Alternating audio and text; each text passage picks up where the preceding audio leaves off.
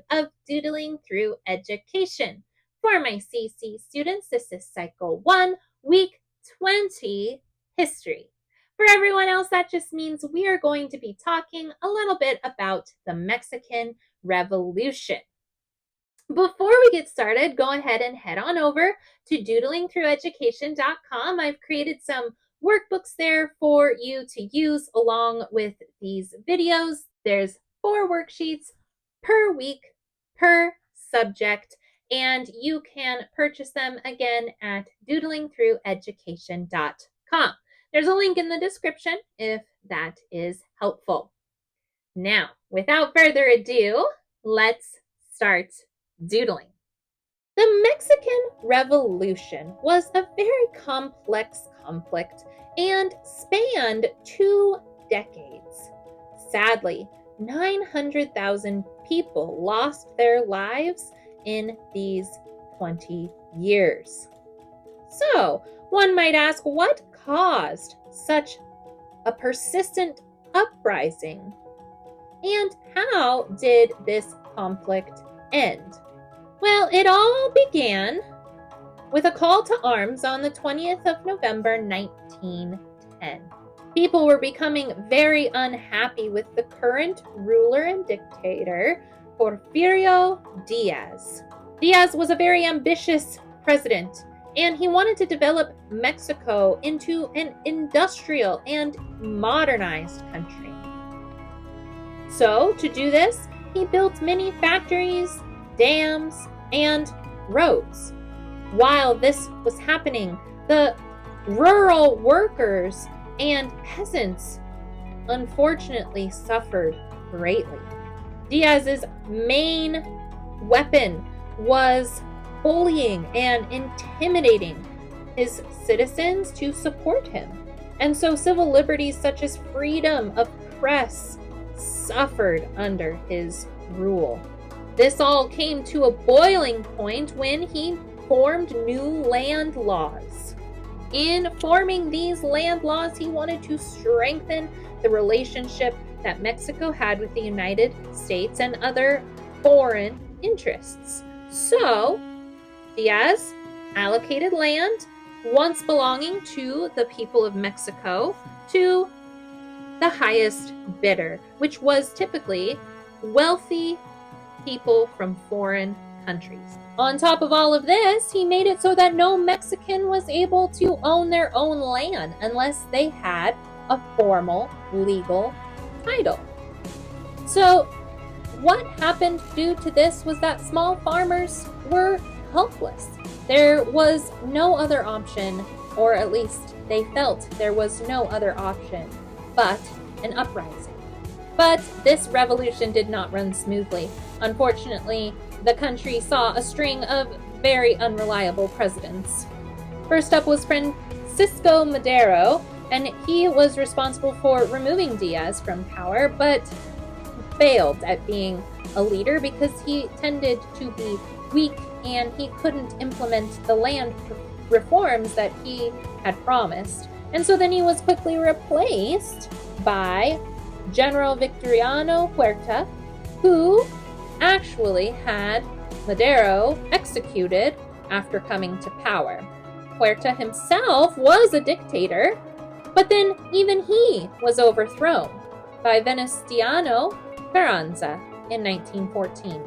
Now, many Mexicans, after having many different leaders in a short period of time, were worried that Carranza was going to be power hungry. But in reality, he wanted peace. He wanted civil rest.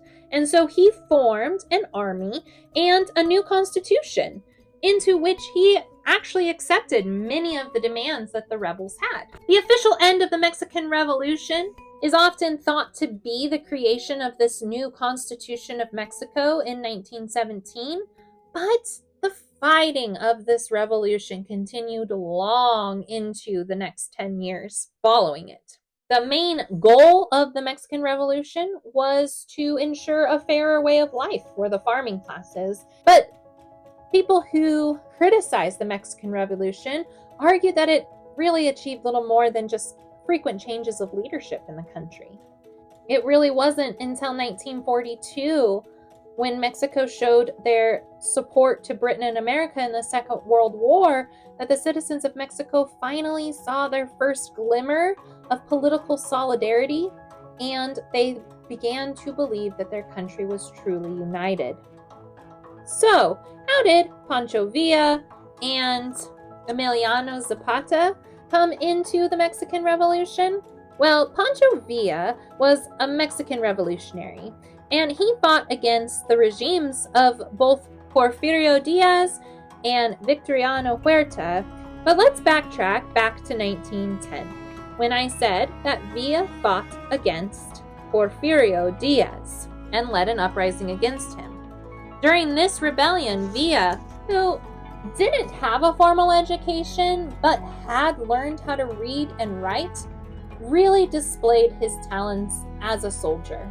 He was able to combine his knowledge of the land and people in northern Mexico, and these special gifts helped him to place a division of trained soldiers under Madero's command, who, remember, was the first man to take control after Porfirio Diaz.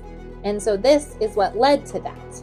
Fast forward to 1912, and during a rebellion, Villa aroused the suspicion of a general, and that general was Victoriano Huerta, who we know took control after Madero.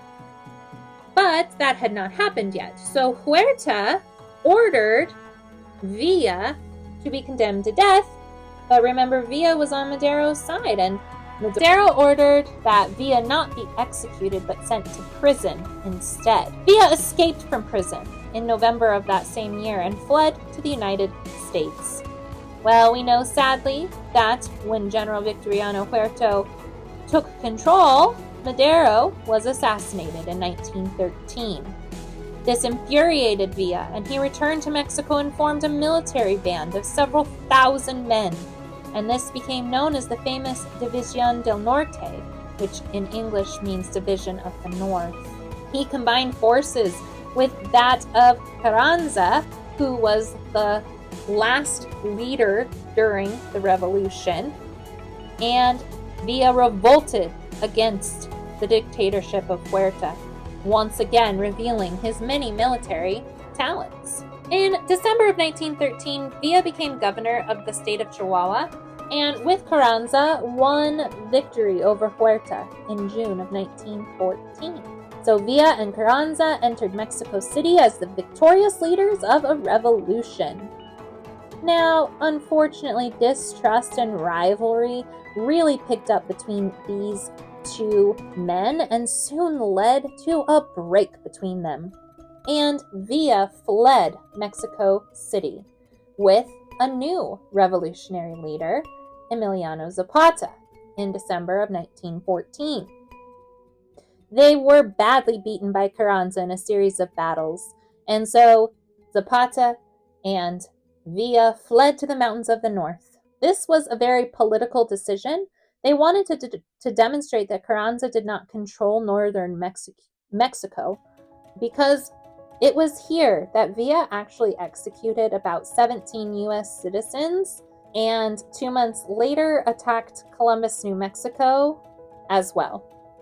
The United States President Woodrow Wilson at the time sent an expedition under General John J. Pershing to that area when he heard news of this, but because of Villa's popularity and his knowledge of the land of northern Mexico, and because of the Mexican government's dislike of Pershing's presence on Mexican soil, they were not able to capture Villa.